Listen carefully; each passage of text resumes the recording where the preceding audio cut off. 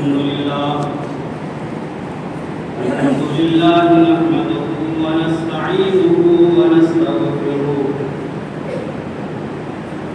ونعوذ بالله من شرور أنفسنا ومن سيئات أعمالنا من يهده الله فلا مضل له ومن يضلل فلا هادي له وأشهد أن لا إله إلا الله وحده لا شريك له وأشهد أن محمدا عبده ورسوله أعوذ بالله من الشيطان الرجيم يا أيها الذين آمنوا اتقوا الله حق تقاته ولا تموتن إلا وأنتم مسلمون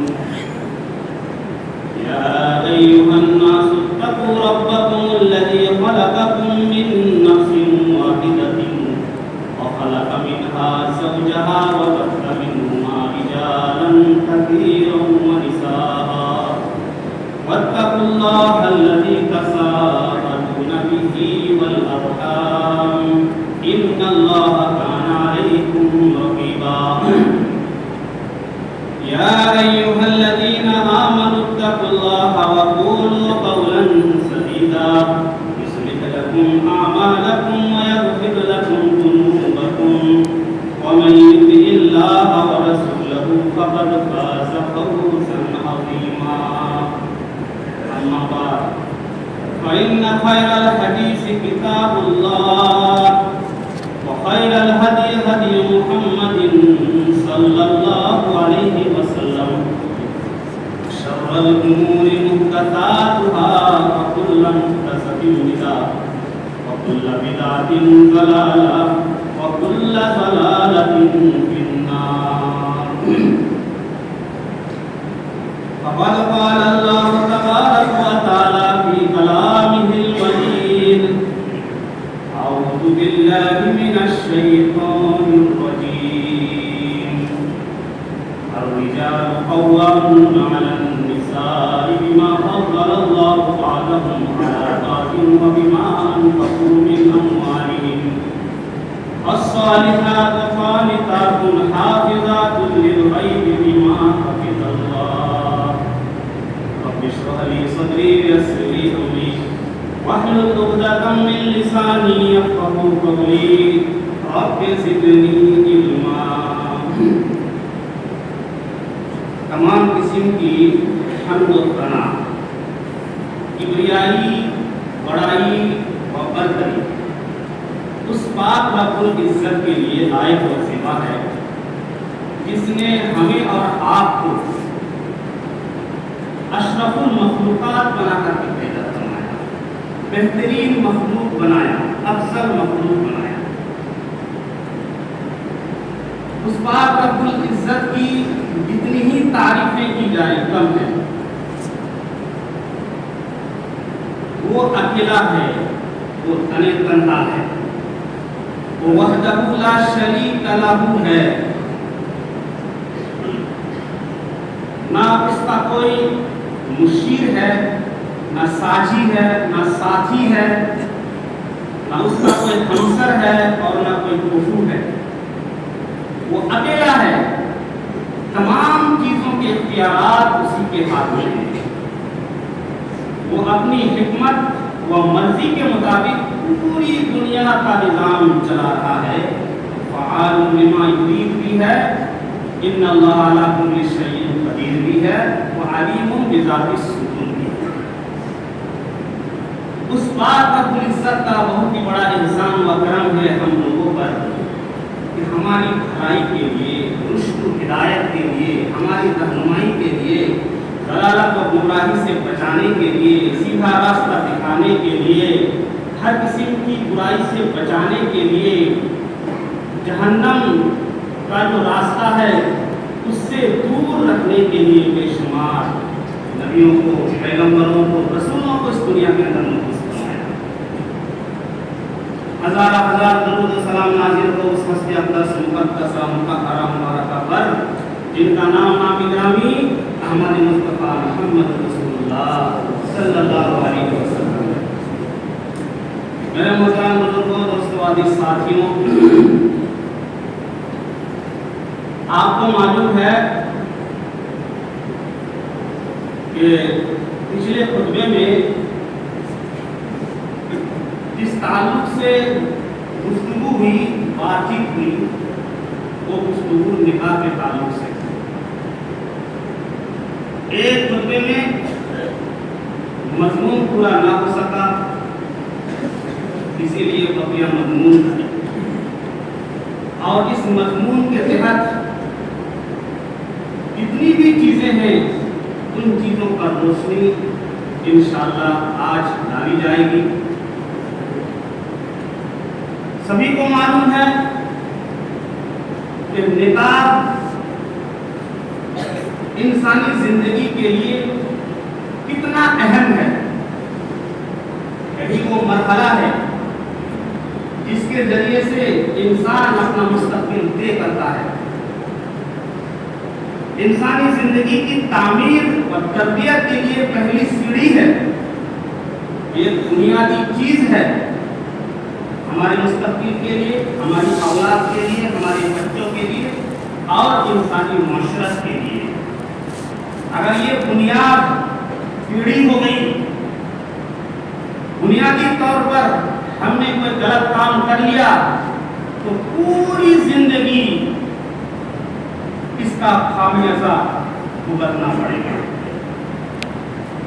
फिर हमको अफसोस करना पड़ेगा।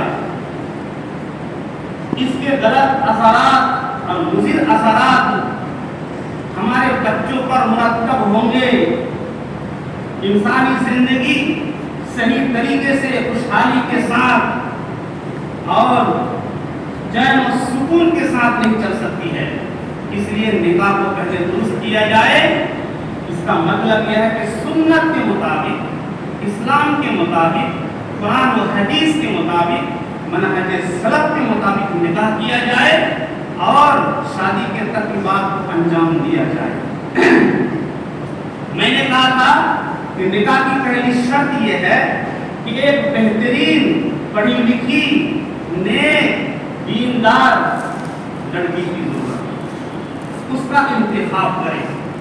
अगर उसका इंतखाब सही तरीके से अगर हो जाता है तो आपको मालूम हो जाएगा कि हमारा घर का माहौल भी दुरुस्त हो गया, हमारी जिंदगी में भी सुधार आ गया, और फिर आगे चल के जब हमारी औलाद होगी उनके अंदर भी बेहतरीन असरात मुरतब होंगे। उनकी तालीम और तरबियत के लिए बेहतरीन इंतजाम भी होगा। अल्लाह के नबी सल्लल्लाहु अलैहि वसल्लम से जब पूछा गया कि बेहतरीन औरत कौन सी औरत है, तो अल्लाह के नबी सल्लल्लाहु अलैहि वसल्लम ने फरमाया वो बेहतरीन औरत है, अफजल औरत है कि शौहर उसकी तरफ देखे और वो अपने शौहर को खुश कर दे, और शौहर की गैर मौजूदगी में वो अपने घर की हिफाजत करे, शौहर की मां की हिफाजत करे, शौहर की इज्जत आबरू की हिफाजत करे, अपने घर की औलाद की हिफाजत करे, घर के माहौल की हिफाजत करे। मेरे प्यारे साथी, अब उसी जगह पर अगर गलत लड़की आ जाती है जो दीन से दूर, कुरान से कोई वास्ता नहीं, इस्लाम से कोई वास्ता नहीं, सुन्नत से कोई वास्ता नहीं, तो फिर घर की जिंदगी, इंसानी जिंदगी, घर का माहौल बिल्कुल खत्म हो जाएगा और अजीरन हो जाएगा। शादी के बाद फौरन शौहर के घर आएगी और फौरन क्या कहेगी, नहीं, तुम्हारे बाप की मैं खिदमत नहीं कर सकती, तुम्हारी माँ की खिदमत मैं नहीं कर सकती, तुम्हारी जो नंद है इसकी बात मुझे बर्दाश्त नहीं है, घर का माहौल अच्छा नहीं लग रहा है, चलिए अलग हो जाइए, इनसे अलग रहो। इसके चक्कर में शौहर बेचारा पढ़ करके अपने माँ बाप से अलग हो जाता है। घर के अंदर बूढ़े माँ बाप पड़े हुए हैं, बेसहारा बेमददगार पड़े हुए हैं, उनका कोई पुरसाने हाल नहीं है, جو بیٹا ماں باپ کی خدمت کرتا تھا، کما کر کے لاتا تھا، کھلاتا تھا، پلاتا تھا، محبت کرتا تھا، اب ایک نادان لڑکی اس کی زندگی میں آئی، اس کی مشورہ کی بنیاد پر، اس کی محبت میں آ کر کے سب کو چھوڑ دیا، ماں باپ کا۔ میرے پیارے ساتھیوں، لڑکی کو چاہیے اگر گھر میں سسرال کی زندگی میں، سسرال کے گھر میں اگر کوئی ایسی بات آتی ہے، ساس تیز ہے، سسر تیز ہے، گھر کا ماحول اچھا نہیں لگ رہا ہے، تو اللہ کے نبی صلی اللہ علیہ وسلم کا حکم یہ ہے کہ وہ صبر کرے، صبر سے کام لے۔ اور ماں باپ کو چاہیے، لڑکی کے ماں باپ کو چاہیے کہ صبر کی تلقین کرے۔ اس طریقے سے ایک مثال یاد آتی ہے، ایک لڑکی کی شادی ہوئی سسرال میں، ساس بہت تیز، لڑائی جھگڑا کر رہی ہے، ستا رہی ہے، تو لڑکی مائکے آئی اور اپنے باپ سے شکایت کری کہ ان سے بنے گا نہیں، ساس بہت تیز ہے، لڑائی جھگڑا اور بیچ بیچ میں بہت زیادہ ستاتی ہے، زندگی دوہر کر رکھی ہے، میں تو جاؤں گی نہیں۔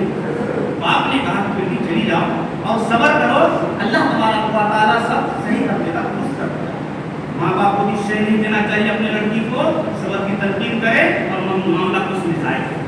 وہ لڑکی مانی نہیں، اپنے چچا کے پاس گئی، جو اس کا جو چچا تھا وہ بہت بڑا حاکم تھا، حاکم حکیم، دوا دینے والا حکیم، حکمت کرنے والا حکیم، اس کے پاس گئی اور کہنے لگی چچا جان، حکیم صاحب، میری زندگی تو خراب ہو گئی، سانس بڑی تیز ہے، کوئی ایسی دوا دے دیجئے، کوئی ایسا نسخہ دے دیجئے کہ اپنی سانس کو میں کھلا دوں اور وہ سانس مر جائے، اس کی کہانی ختم ہو جائے۔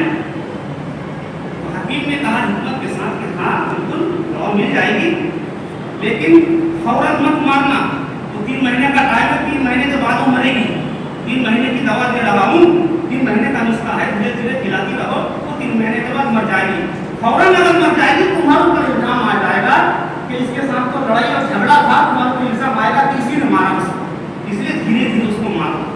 اور اس 3 مہینے کے اندر تم کیا کرنا، اپنی ساس کی خدمت کرنا، تاکہ لوگ یہ سمجھے کہ یہ بیچاری خدمت کر رہی تھی، اپنی ساس کی یہ کیسے مان سکتی ہے، تمہارا پر الزام نہیں آئے گا۔ وہ نسخہ لے کر کے چلی گئی اور اپنی ساس کو وہ دیتی رہی، اور حکیم نے بتایا تھا خدمت کرنا، اب اپنی ساس کی خدمت کرنے لگی، وہ جھڑکتی تھی کہ کمی بھاگو یہاں سے، دور ہو جا، دور ہو جا، خدمت کرنے کی ضرورت نہیں ہے، کبھی پیر دبا رہی ہے، کبھی چائے بنا کر کے لا رہی ہے، کبھی کھانا بنا کر کے لا رہی ہے، کبھی کپڑا دھو رہی ہے، بڑی خدمت کرنے لگی وہ۔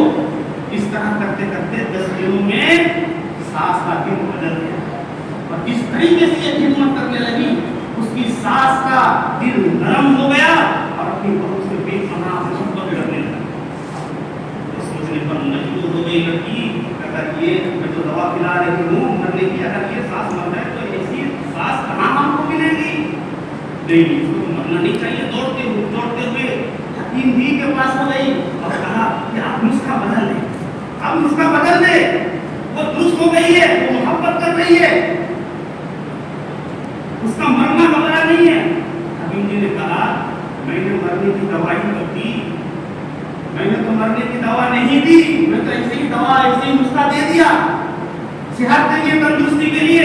تم کو جو میں نے حکمت بتائی تھی کہ تم اپنی ساس کی خدمت کرو، تم نے خدمت کری، خدمت کرنے کے بعد محبت کرنے لگی تم سے۔ میرے پیارے ساتھیوں، یہ بہت بڑی مثال ہے۔ ساس خراب ہے، سسر خراب ہے، گھر کا ماحول خراب ہے، تو لڑکی کو چاہیے، دلہن کو چاہیے کہ بے پناہ محبت کرے، خدمت بھی کرے، صبر بھی کرے، اس کا دل اللہ تبارک و تعالیٰ بدل جائے گا۔ اس ساس کو اپنی ماں سمجھے، اور ماں کے لیے بھی ضروری ہے، ساس کے لیے بھی ضروری ہے کہ اپنی بہو کو اپنی بیٹی سمجھے، تب گھر کی زندگی درست ہو سکتی ہے، گھر کا ماحول سدھر سکتا ہے۔ میرے پیارے ساتھیوں، تو اچھی لڑکی کی مثال اور نیک لڑکی کی مثال یہ ہے کہ ہر چیز کو کوپریٹ کرتے ہوئے وہ چلے۔ اس طریقے سے لڑکی بہتر ہو، دیندار ہو، اس طریقے سے لڑکا کا دیندار ہونا بھی ضروری ہے، لڑکا کا دیندار ہونا بھی ضروری ہے۔ آئیے ہم حدیث دیکھ لیتے ہیں کہ جناب محمد رسول اللہ صلی اللہ علیہ وسلم کیا فرماتے ہیں۔ اللہ کے نبی صلی اللہ علیہ وسلم فرماتے ہیں اذا خطب الیکم ترضون من دينه وخلقه فزوجوه إلا تفعلوه تكن فتنة في الأرض وفساد غليظ. اللہ کے نبی صلی اللہ علیہ وسلم بیان فرماتے ہیں کہ لوگوں جب تم لڑکا دیکھنے کے لیے جاؤ یہ لڑکا کی طرف سے شادی کا پیغام آ جائے اور وہ لڑکا اچھا ہے دیندار ہے قرآن پڑھنے والا ہے نمازی ہے اس کا دین اس کا اخلاق تم کو اچھا لگنے لگے کہ وہ بہترین لڑکا ہے دیندار ہے تو تم اپنی لڑکی کی شادی اس لڑکے سے کر دو. اگر تم اس وجہ سے اس لڑکے کو ٹھکراتے ہو شادی نہیں کرتے ہو کہ لڑکے کے پاس مال نہیں ہے لڑکے کے پاس دولت نہیں ہے کوئی بڑا کاروبار نہیں ہے مہینے میں لاکھوں روپے نہیں کما رہا ہے ہاں لڑکا تو دیندار ہے نمازی ہے پرہیزگار ہے سب کچھ ٹھیک ہے لیکن مالی اعتبار سے لڑکا کمزور ہے اسی وجہ سے اس رشتے کو ٹھکرا دیا جاتا ہے کہ نہیں کریں گے ہم اپنی لڑکی کی شادی سے نہیں کریں گے. جناب محمد رسول اللہ صلی اللہ علیہ وسلم فرماتے ہیں الا تفعلوا تكن فتنة في الارض وفساد غليظ. پھر اگر تم اس طرح کرو گے شادی نہیں کرو گے اس کو ٹھکرا دو گے تو آگے چل کے تمہاری زندگی میں بہت ہی بڑا فتنہ برپا ہو جائے گا بہت ہی بڑا فساد پھیل جائے گا تم چین و سکون کے ساتھ نہیں رہ سکتے تمہاری لڑکی چین و سکون کے ساتھ نہیں رہ سکتی ہے. بڑے بڑے گھرانے میں تم شادی کر دو گے لڑکا دیندار نہیں ہے دین سے دور ہے اس کو نہ قرآن آتا ہے نہ اسلام آتا ہے نہ نبی کی سنت کی کوئی پرواہ ہے ہاں لیکن وہ مالدار ہے عالیشان گھر ہے بڑا بڑے بڑے کاروبار ہیں مہینے میں لاکھوں کروڑ روپیہ کما رہے ہیں بے پناہ دولت ہے مال ہے لیکن لڑکا شرابی ہے کبابی ہے دین سے دور ہے عیاش ہے گھومتا ہے پھرتا ہے. اگر تم نے مال کی وجہ سے اپنی لڑکی کی اس سے شادی کر دی تو تمہاری لڑکی کی زندگی صحیح نہیں چل سکتی ہے ان کا چین و سکون خراب ہو جائے گا وہ بیچاری گھر کے اندر بیٹھی رہے گی اس لڑکے کے پاس ٹائم نہیں ہوگا کہ اپنی بیوی کے پاس وہ بیٹھے پیار محبت ان کو دے ان کی بیوی کے پاس ٹائم نہیں ہے وہ تو ادھر بھی جائے گا کبھی امریکہ گھومے گا کبھی تھائی لینڈ گھومے گا کبھی تو ادھر چکر لگائے گا اب اپنی بیوی کے ہوتے ہوئے باہر پر چلائے گا کیونکہ ان کے پاس تو مال ہے دولت ہے اس مال اور دولت کا وہ بیٹا اسراف کر کے اپنی زندگی یعنی اپنی بیوی کی زندگی کو وہ ختم کرے گا. اگر ایسا معاملہ ہوتا ہے میرے پیارے ساتھیوں تو عورت کو کیا چاہیے عورت کو مال و دولت نہیں چاہیے عورت کو تو پیار و محبت چاہیے سکون چاہیے قرار چاہیے. تو میرے پیارے ساتھیوں ایسے بھی واقعات ہیں کہ مالداری کو اختیار کر کے مالداری کا انتخاب کر کے ہم نے اپنی لڑکی کی شادی کر دی پتہ یہ چلا مالداری تو ہے گھر تو بہت بڑا ہے سب کچھ ٹھیک ہے لیکن شوہر صحیح نہیں ہے وہ دین سے دور ہے. میرے پیارے ساتھیوں جب دین سے وہ دور ہوگا جب قرآن حدیث نہیں جانے گا تو اپنی بیوی کو مارے گا بھی ڈانٹے گا بھی وہ پھٹکارے گا بھی اپنے شوہر کی طرف سے وہ پیار اور محبت اور انسیت وہ ان تک مل نہیں سکتی. میرے پیارے ساتھیوں تو یہ بھی ماں باپ کو چاہیے غور کرنا چاہیے ان کو کہ اپنی لڑکی کی شادی کہاں کر رہے ہیں. اور لڑکیوں کو بھی ضروری ہے ان پر لازم یہ ہے کہ اپنے ماں باپ کو بھی مشورہ دے سکتی ہے کہ ہمارا نکاح دیندار لڑکے سے کریں. لیکن آج ماڈرن زمانے کی جو لڑکیاں ہیں وہ یہ نہیں چاہتی ان کو پتا ہے کہ دیندار لڑکے کے ساتھ ہماری اگر شادی ہو جاتی ہے تو پھر یہ پابندیاں لگائے گا وہ دیندار لڑکا ہے فجر کی نماز میں بھی اٹھائے گا میرے کو پریشان کرے گا ہم کو نئی پرانی فلمیں نہیں دکھائے گا باہر ہم کو نہیں گھمائے گا یہ تو بہائی بے پردگی پر انکش لگائے گا پابندی لگائے گا اپنی مرضی کے مطابق زندگی گزار نہیں سکتی. ماڈرن زمانے کی لڑکیوں کا خیال ہے لیکن ماں باپ کو صحیح مشورہ دینا چاہیے. چلیے حدیث دیکھ لیتے ہیں کہ جناب محمد رسول اللہ صلی اللہ علیہ وسلم کے زمانے میں شادی کس طرح کی تھی اور کس طریقے سے لڑکیاں بھی اچھے لڑکے کا انتخاب کرتی تھی. بخاری مسلم کی روایت ہے ترمذی ابن ماجہ نسائی اللہ کے نبی صلی اللہ علیہ وسلم بیٹھے ہوئے ہیں، صحابہ بھی موجود ہیں، ایک عورت آتی ہے اور آ کر کے کہتی ہے کہ اللہ کے نبی میں اپنے آپ کو ہبا کرتی ہوں، یعنی میں آپ سے شادی کرنا چاہتی ہوں۔ اللہ کے نبی صلی اللہ علیہ وسلم کا سر نیچے ہے، سر اٹھایا نہیں، پھر دو بار ریپیٹ کیا، تیسری بار ریپیٹ کیا کہ اللہ کے نبی میں آپ سے شادی کرنا چاہتی ہوں۔ اللہ کے نبی صلی اللہ علیہ وسلم خاموش رہے، کوئی جواب نہیں دیا۔ برابر میں ایک صحابی رسول بیٹھے ہوئے ہیں، وہ گویا ہوتے ہیں، کھڑے ہو کر کہنے لگتے ہیں کہ اللہ کے نبی آپ کو اگر ضرورت نہیں ہے تو میں شادی کرنے کے لیے تیار ہوں، سر شادی کر دیجیے اس لڑکی کے ساتھ۔ اللہ کے نبی نے پوچھا شادی تو کرو گے لیکن مہر میں کیا دو گے؟ مہر کے لیے کچھ ہے؟ اب وہ صحابی رسول غریب تھے بہت ہی زیادہ، انہوں نے کہا کہ میرے پاس کچھ نہیں ہے، میرے پاس ایک لنگی ہے، میں لنگی دے دوں گا۔ اللہ کے نبی نے کہا یہ لنگی کیا کریں گے؟ تم تو پہنے ہوئے لنگی، آدھی لنگی ہار کے میں دے دوں گا۔ اللہ کے نبی نے کہا آدھی لنگی نہ تمہارے کام کی نہ کام کی۔ میرے پیارے ساتھ اللہ کے نبی نے چھوٹ دے کیا کہا مہر میں کیا دو گے؟ مہر دینے کے لیے کچھ ہے؟ بھائی ذرا کہ مہر کی بڑی اہمیت ہے، بغیر مہر کے نکاح ہوتا ہی نہیں ہے، یہ شرط ہے۔ آج کل لوگ مہر نہیں دیتے ہیں، دیتے ہیں تو اپنے حیثیت کے مطابق نہیں دیتے، یا تو پھر ادھار مہر مانگ لیتے ہیں تو بعد میں دیں گے، پتہ ہی چلا بعد میں معاف کروا لیتے کہ مجھے معاف کر دو، مہر میں دے نہیں سکتا، سب کچھ کرے گا لیکن مہر نہیں دے گا، مہر کے بغیر میں بھی حالات ہو ہی نہیں سکتے۔ اللہ کے نبی صلی اللہ علیہ وسلم فرمایا کہ اگر مہر طے ہو گئی ہے اور لڑکے کے دل میں چور ہے کہ میں مہر نہیں دوں گا، شادی ہو گئی، نکاح سب کچھ ہو گیا، لڑکی کو گھر میں مہر نہیں دی، اب پوری زندگی بھر نہیں دی، معاف کرا لیا، تو وہ کل قیامت کے دن اس حال میں اٹھے گا، زانی کی شکل میں اٹھے گا، زانی بن کر کے، زنا کرنے والے بنا کر کے اٹھایا جائے گا کل قیامت کے دن کہ اس نے پوری زندگی بھر اپنی بیوی کے ساتھ زنا کیا۔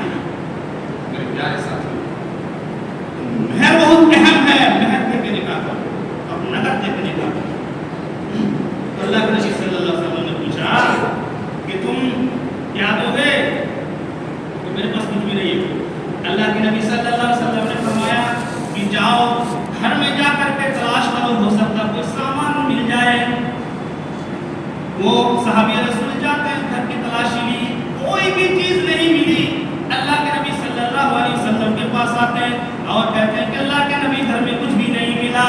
اللہ کے نبی نے دوبارہ بھیجا اور کہا کہ تلاش کر لو، اگرچہ لوہے کی ایک انگوٹھی ہی کیوں نہ ہو، اگر گھر پر پڑی ہوئی ہے ایک لوہے کی انگوٹھی تو اس کو لے کر جاؤ۔ دوبارہ گئے، تلاش کیا، ڈھونڈا، وہ انگوٹھی لوہے کی انگوٹھی بھی نہیں ملی، واپس آ گئے۔ اللہ کے نبی صلی اللہ علیہ وسلم میرے پاس کچھ نہیں ہے، لوہے کی انگوٹھی بھی نہیں ہے۔ اللہ کے نبی صلی اللہ علیہ وسلم نے فرمایا پھر شادی کیسے ہو سکتی ہے، نکاح کیسے ہوگا، کس طریقے سے تم نکاح کرو گے، مہر کے لیے تو کچھ ہے نہیں۔ وہ صحابی رسول پلٹ کر کے بچانے لگے مایوس ہو کر کے۔ اللہ کے نبی صلی اللہ علیہ وسلم نے دوبارہ بلایا کہ یہ صحابی، یہ میرے دوست آ جاؤ، اگر تمہارے لیے محمد صلی اللہ علیہ وسلم کے دین میں کوئی حل نہ نکلا تو کون سا ایسا مذہب ہے جس میں تمہارا حل نکلے گا، آ جاؤ۔ اللہ کے نبی نے پوچھا بتاؤ تم کو قرآن آتا ہے، قرآن کی صورتیں آتی ہیں، تمہیں کچھ قرآن یاد ہے؟ وہ کہنے لگے کہ ہاں مجھے قرآن تو یاد ہے، قرآن کا علم میرے پاس ہے، فلاں والا صورتیں دلوائی، اب کہیے یہ صورتیں مجھے یاد ہے۔ اللہ کے نبی صلی اللہ علیہ وسلم نے فرمایا کہ تم اپنی بیوی کو قرآن کی صورتیں یاد کرا دینا، یہی تمہارے لیے مہر ہے۔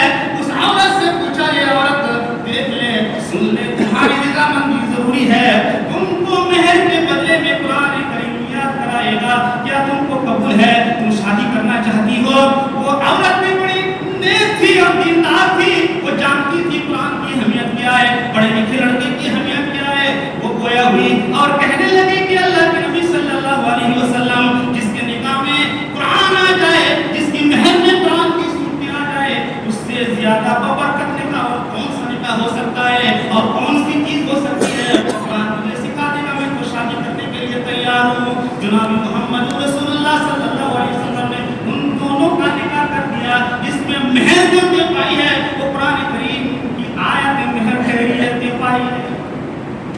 میرے پیارے ساتھیوں، مال نہیں تھا، دولت نہیں تھی، ایک لڑکے کو چوز کیا، ایک لڑکے کو اختیار کیا، قرآن کریم کی بنیاد اس کی بنیاد پر ٹکا ہوا۔ تو کہنے کا مطلب یہ ہے کہ اچھا لڑکا ہوگا تو گھر کا ماحول بھی درست ہوگا، بچوں کی تربیت بھی صحیح ہوگی، بیوی کا کریکٹر بھی صحیح ہوگا، وہ صحیح طریقے سے ان دونوں کی زندگی آگے گزر سکتی ہے۔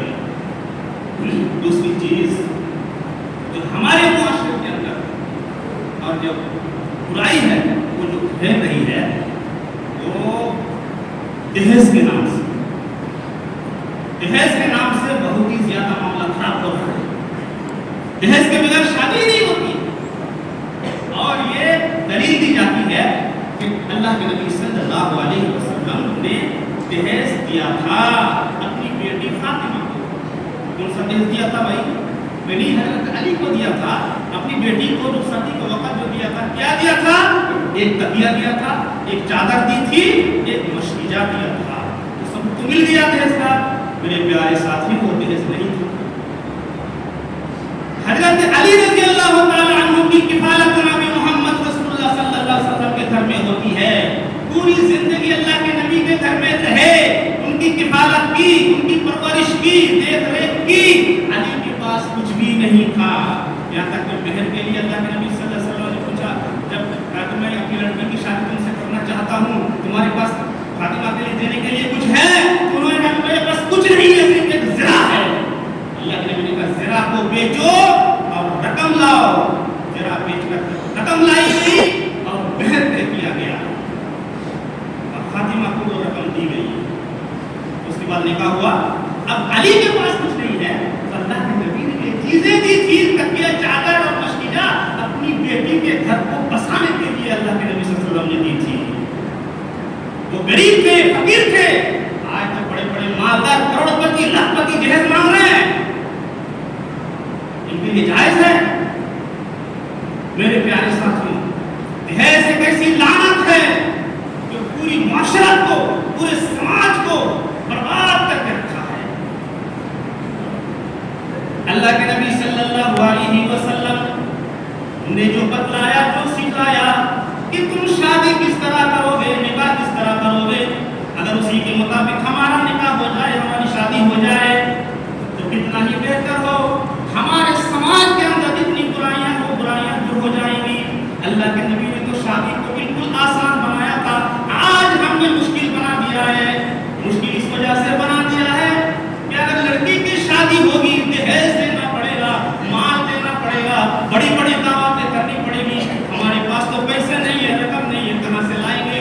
اسی وجہ سے آج کتنی لڑکیاں گھروں کے اندر بیٹھی ہوئی ہیں، کتنے نوجوان لڑکیاں گھروں کے اندر بیٹھی ہوئی ہیں، ان کی شادیاں نہیں ہو رہی ہیں، کتنی بیوائیں بیٹھی ہوئی ہیں، کتنی مطلق عورتیں بیٹھی ہوئی ہیں، صرف دہیز کی وجہ سے اور خرچے زیادہ ہو جانے کی وجہ سے، شادی مشکل ہو جانے کی وجہ سے ان کی شادیاں نہیں ہو رہی ہیں۔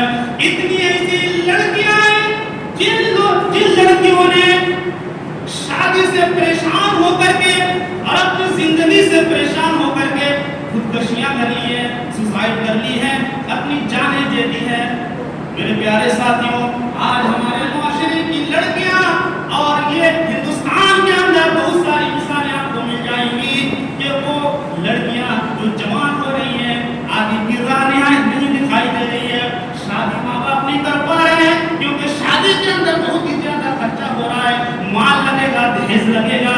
وہ لڑکیاں، مسلم لڑکیاں غیر مسلم لڑکوں کے ساتھ بھاگ رہی ہے، ہماری لڑکیاں آج مرتد ہو رہی ہیں۔ میرے پیارے ساتھیوں، کتنی ایسے عرضیے ہیں، کتنی ایسی درخواستیں ہیں جو کورٹ کے اندر موجود ہیں، لڑکیوں نے دے رکھی ہے، مسلم لڑکیوں نے، اب انہوں نے کہا کہ ہم غیر مسلم سے شادی کرنے کے لیے تیار ہیں، ہم کو اجازت دے دی جائے۔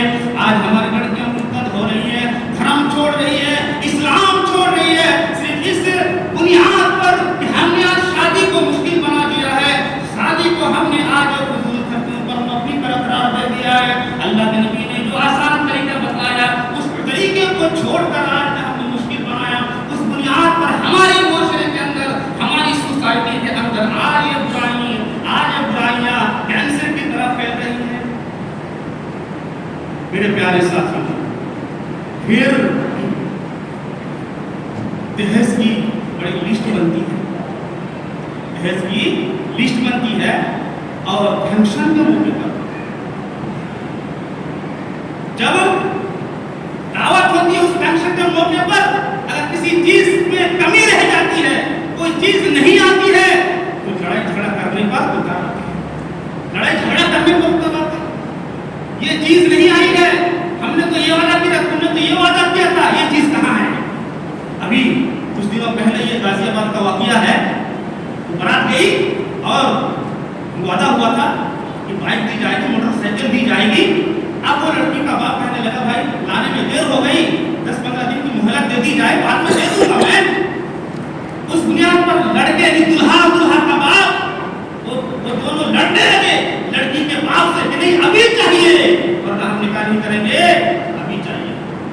آپس میں لڑائی ہوتی ہے اسی ٹائم، اور کیا ہوتا ہے تھانے میں رپورٹ ہوتی ہے، اور دلہا کا دلہا کے باپ کو اٹھا کر بند کر دیا جاتا ہے، جاؤ آپ جیل میں چلے جاؤ۔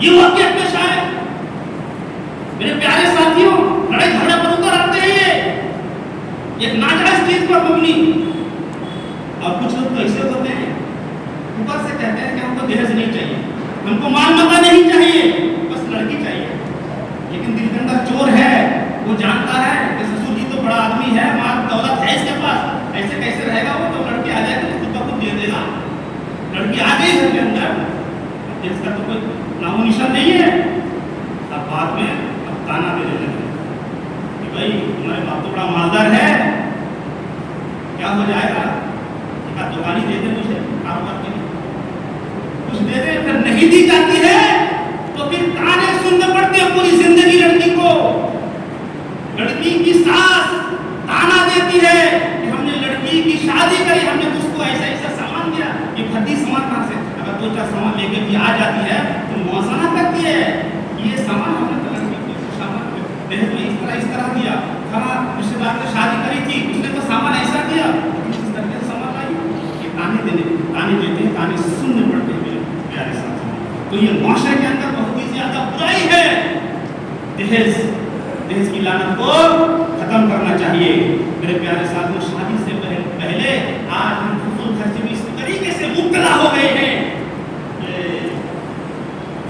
کبھی ہلدی کی رسم، کبھی مایوں اور اپٹن، مہندی، منگنی، ان تمام چیزوں میں جو دعوت ہوتی ہے، فنکشن جو ہوتا ہے، اب ان میں جو پیسے خرچ ہوتے میرے پیارے ساتھیوں، اتنے پیسے خرچ ہو جاتے شادی سے پہلے کہ ان پیسوں سے غریب کی کتنی لڑکیوں کی شادی ہو سکتی ہے، کتنی لڑکیوں کی شادی ہو سکتی ہے، شادی سے پہلے کتنی رسمیں ہیں، وہ ساری کی ساری رسمیں بالکل غلط ہے، لغو ہے، شیطانی رسمیں ہیں، ہندو والا رسمیں ہیں، اسلام سے اس کا کوئی تعلق نہیں ہے میرے پیارے ساتھیوں۔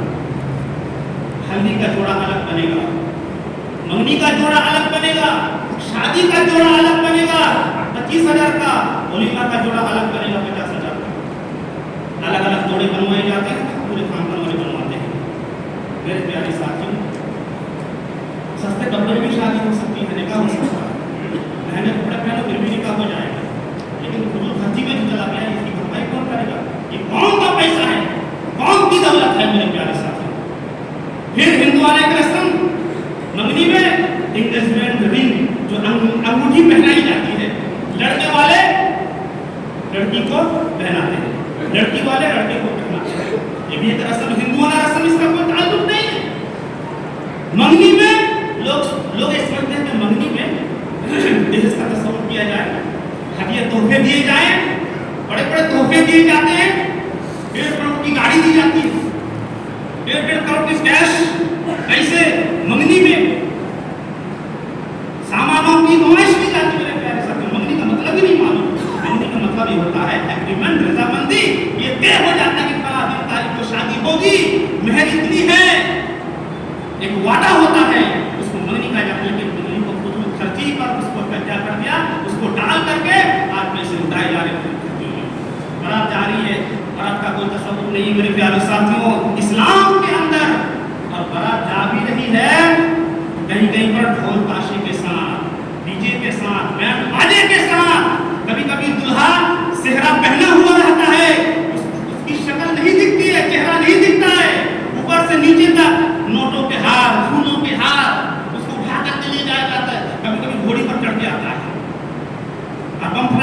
जाते हैं, जब बारात आ गई तो बम फटाके फोड़ेंगे, आतिशबाजियां करेंगे, तब पता चले बारात आ चुकी है। अब वहीं से फिल्में बननी शुरू हो जाएगी, वीडियो बननी शुरू हो जाएगी। दूल्हा उठ रहा है, घोड़ी पे चढ़ रहा है, कार में चढ़ रहा है, वीडियो बन रही है, फिल्म बन रही है। उतर रहा है दूल्हा, वीडियो बन रही है। स्टेज पे जा रहा है, वीडियो बन रही है। निकाह हो रहा है, वीडियो फिल्म बन रही है। कभी पुलिस वाले पहले निकाह पढ़ा दिया। मतलब ऐसा होता है कि पहले निकाह पढ़ा देते हैं, वो वीडियोग्राफर और फोटोग्राफर बाद में पूछते हैं, अब वो फाइल कर चुका होता है, फिर दोबारा उसके हाथ में पेन थमाया जाता है, पेन पकड़ो थोड़ा सा वीडियो खींचेंगे। ये तो मर्द का हाल है। और लड़की को, दुल्हन को सामने बैठाया जाता है बाकायदा कुर्सी के ऊपर। लड़के भी बैठते हैं, लड़की भी बैठती है, फोटोग्राफर वीडियोग्राफर आते हैं, फिल्में बनाते हैं। वो देखते हो गैर महरम है। कभी कहते हैं कि सर इधर करो, मुंह ऊपर उठाओ, नीचे करो, इधर करो, उधर करो। दोस्त जो लिए जाते हैं, तुम्हारी बीवी है, तुमने खर्च किया, तुमने वलीमा किया, तुमने शादी की, तो तुमसे पहले वो गैर महरम कैसे देख रहा है तुम्हारी बीवी? ये गैरत की बात है मेरे प्यारे साथियों। गैर महरम आप मर्द देख रहे हैं, दोनों बैठे हुए हैं और फोटो खींच करके, वीडियो बना करके, लड़का और लड़की अपने दुल्हन का फोटो खींच करके मोबाइल में स्टेटस में लगा देते हैं। वो पूरी दुनिया में घूम रहे हैं, पूरी दुनिया में देखी जा रही है उनकी तस्वीर। ये गलत है, हिंदुआना रस्म है, ये बेहयाई की शर्मी है मेरे प्यारे साथियों। कहते म्यूजिक बजता है, गाने बजाने, आज तुमने इसको खिलवाड़ बना दिया है। गाने बजाने के साथ और लघु तरीके से और वीडियो के साथ, फोटो के साथ तुम आज शादी कर रहे हो। कल तुम्हारी औलाद इसी की वजह से मोबाइलों में, सोशल मीडिया में तुम्हारी औलाद टिकटॉक पर नाचेगी, गाना गाएगी, फहाशे करेगी, बिगड़ेगी तुम्हारी औलाद, क्योंकि तुम्हारी दुनिया नहीं सही नहीं। तो इसको करना चाहिए। ये फजूल खर्चियां मेरे प्यारे साथी। अब फजूल खर्चियों में से क्या क्या? बेपनाह पैसों को बहाना और बड़ी बड़ी दावतें करना। मेरे प्यारे साथियों, अल्लाह के नबी सल्लल्लाहु अलैहि वसल्लम की शादी और अज़वाज मुतहहरात और आपकी लड़कियों की शादी किस तरीके से हुई थी? मदीने के अंदर शादी हो जाती थी, अल्लाह के नबी को पता भी नहीं चलता था कि इसकी शादी हो गई। आज तो पूरा ऐलान होता है, बड़े बड़े लोगों को बुलाया जाता है, बड़े बड़े फंक्शन होते हैं, बड़ी बड़ी दावतें होती हैं, और लड़की वाले अपनी मर्जी से करते हैं, इस वजह से करते हैं कि तरह तरह के खाने, तरह तरह के तसम्मुआत, तरह तरह के तकल्लुफात और करोड़ों रुपया की शादी होती है।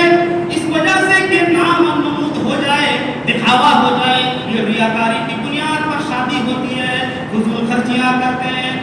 अल्लाह तबारक व तआला फरमाता है, इन्नल मुबज़्ज़िरीना कानू इख्वाना शयातीन। फजूल खर्ची करने वाले शैतान के भाई हैं। शैतान की बात मानना हराम, शैतान की इताअत करना हराम, इसी तरीके पर फजूल खर्ची करना भी हराम है, वो हराम है। अपनी दौलत को बचाओ, अपने माल को बचाओ। तुम्हारे माल की बहुत जरूरत है, कौम के बच्चों के लिए, अपनी जमात के लिए, गरीबों के लिए। अपने माल को बचा करके मेरे प्यारे साथियों,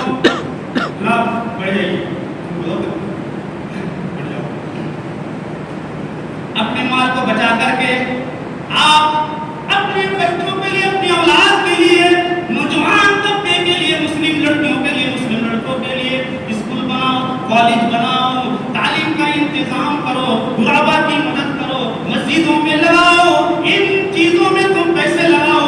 ये फजूल खर्चियों से अपने आप को बचा लो, तुम्हारी जिंदगी सुधर जाएगी, हमारा मुआशरा सुधर जाएगा। मेरे प्यारे साथियों, अल्लाह तबारक व तआला कुरान करीम में फरमाता है, अर्रिजालु क़व्वामूना अला निसाइ बिमा फज़्ज़ला बाज़ुहुम अला बाज़। के मर्द निगरान है, निगहबान है औरत पर। अल्लाह ने फरमा दिया, अगर तुम सही तरीके से वाकई, अगर तुम शौहर हो, वाकई शौहर हो, शौहर के लायक हो, शौहर का हकदार हो, क्या करना पड़ेगा शादी में? बिमा अनफक़ू मिन अम्वालिहिम, सारा खर्चा तुम्हीं को उठाना पड़ेगा। लड़की वालों के लिए कोई खर्चा नहीं है, वलीमा भी तुम करोगे,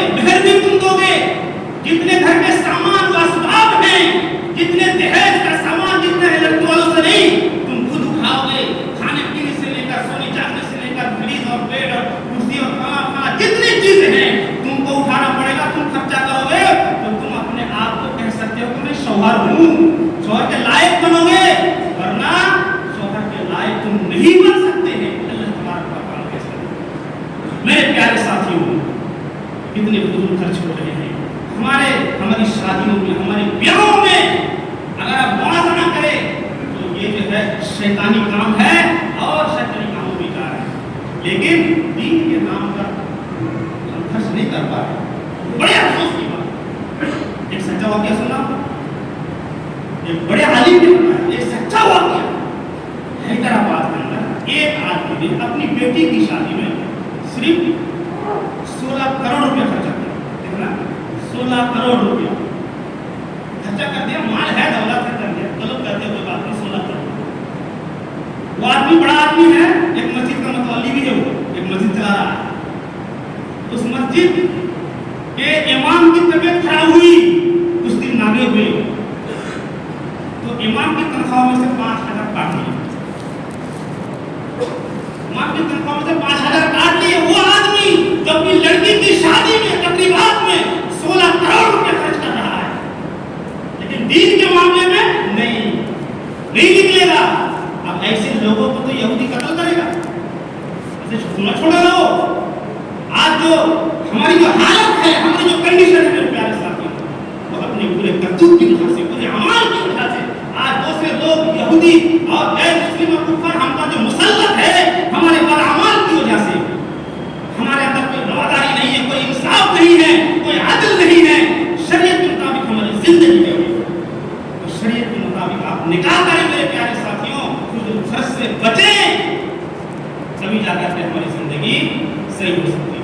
आखिर में एक बात है, आजकल दिवाली का मौसम चल रहा है, दिवाली का टाइम चल रहा है, अब बार बड़े सवाल आते हैं क्योंकि लोग की आदत बन गई है। गैर मुस्लिमों के साथ रह करके उनके आदत व अक़वाल हमने इख्तियार कर लिया है। अब बार बार सवाल आते हैं कि भाई मिठाई खाएं या ना खाएं, हमने तो खा लिया, इन लोगों ने तो खा लिया, खाने के बाद सवाल पूछते हैं कि हमने तो पेट भर करके अपनी मिठाई खा लिया, अब क्या करें? तो खा ली, अब तो उल्टी नहीं कर सकते, अब क्या करोगे? तौबा करोगे। तो दिवाली की जो मिठाई है जो आप खा रहे हैं हराम है, ये जायज नहीं है। मैंने पहले भी कहा ये जायज नहीं है। नहीं, लोग बहाने करते हैं कि दुकान से खरीद के हमको देते हैं, ये चढ़ावा की मिठाई कहाँ से हुई भाई, ये तो जायज हो सकती है, तो हदिया है, तोहफा है, इसके तरफ निस्बत की जाती है ना, तो त्योहार की तरफ निस्बत की जाती है। आम दिनों में आपको क्यों नहीं दी? आम दिनों में देना चाहिए था ना, त्योहार के मौके पर क्यों दी? तो मकसद उनका वही है, उनकी नियत वही है। त्योहार शिर्क और कुफ्र पर मबनी हो, इस त्योहार में शिर्क हो रहा हो, कुफ्र हो रहा हो, अल्लाह का इनकार किया जा रहा हो, अल्लाह की तौहीन हो रही हो, उस त्योहार की बुनियाद पर आप उनकी मिठाइयाँ खा रहे हैं, उनको मुबारकबाद दे रहे हैं और खा रहे हैं, खुश हो रहे हैं, उनको दुआ भी दे रहे हैं, बिल्कुल सही है, इससे हमको कोई लेना देना नहीं, ये जायज नहीं है, ये हराम है मेरे